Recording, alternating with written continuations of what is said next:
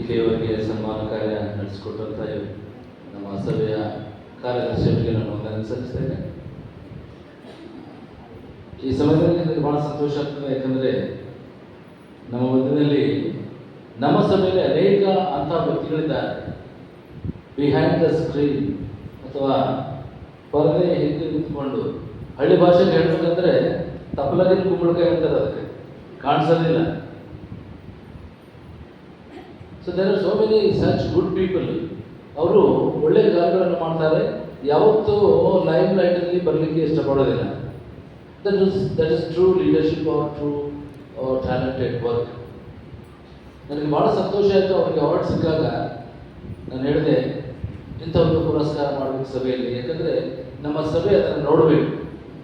ಅದರಿಂದ ಅನೇಕರಿಗೆ, ನೀಲಂಜನ್ ಮಾತ್ರ ಅಲ್ಲ, ಎಷ್ಟೊಂದು ಜನ ನಮ್ಮಲ್ಲಿ ಅಂಥ ವ್ಯಕ್ತಿಗಳಿದ್ದೇವೆ.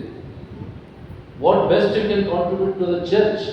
ಸಭೆಗೆ ಉತ್ತಮವಾದಂಥ ವಿಷಯಗಳನ್ನು ಯಾವುದು ಕೊಡಲಿಕ್ಕೆ ಸಾಧ್ಯ, ನೀವು ಯಾವಾಗಲೂ ಬಂದು ಕೊಡುವಾಗ. ನಾನು ಹೇಳಿದೆ, ಈ ಹಿಂದಿನ ಸ್ಥಳ ಸುಮ್ಮನೆ ವೇಸ್ಟ್ ಇದೆ, ಅದಕ್ಕೆ ಏನಾದರೂ ಮಾಡಬೇಕಂತ ನನ್ನ ತಲೆಯಲ್ಲಿ ಆಲೋಚನೆ ಬಂತು. ನಾನು ತಮ್ಮ ನೀಲಾಂಜನ್ಗೆ ನಾನು ಫೋನ್ ಮಾಡಿದೆ, ತಮ್ಮ ಇಲ್ಲಿ ಸ್ವಲ್ಪ ಜಾಗ ಖಾಲಿ ಅದ, ರೋಸ್ ಗಾರ್ಡನ್ ಮಾಡಿಕೊಡಬೇಕು ಅಂತ ಹೇಳಿದ್ರೆ, ಆ ಬೆಸ್ಟ್ ಕ್ವಾಲಿಟಿ ಆಫ್ ರೋಸಸ್ ಅವ್ರು ತಂದು ಅದೆಲ್ಲ ಗೈಡೆನ್ಸ್ ಮಾಡಿ ಇವತ್ತಿನ ದಿವಸದಲ್ಲಿ ಸುಮಾರು ನೋಡಿದ್ರೆ ಹೆಣ್ಮಕ್ಳು, ಗಂಡ್ಸು ಮಕ್ಕಳು ನೋಡೋಕೆ ಹೇಳ್ಬಿಟ್ಟು ಹೆಣ್ಮಕ್ಳು ಅದನ್ನು ನೋಡ್ರಿ, ರೋಸ್ ಗಾರ್ಡನ್.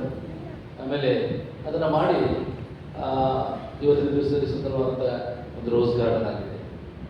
ಆಮೇಲೆ ಇನ್ನೊಂದು ವಿಷಯ ಏನಂದರೆ, ವಿ ಆರ್ ಲಿವಿಂಗ್ ಇನ್ ಆವಾಗಿನ ವರ್ಲ್ಡಲ್ಲಿ ನಾವು ಎಲ್ಲ ಪೊಲ್ಯೂಟೆಡ್ ಆಗಿರುವಂತಹ ಪ್ರಪಂಚದಲ್ಲಿ ನಾವು ಜೀವಿಸ್ತಾ ಇದ್ದೇವೆ.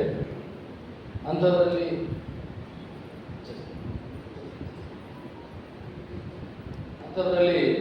Is working for organic form.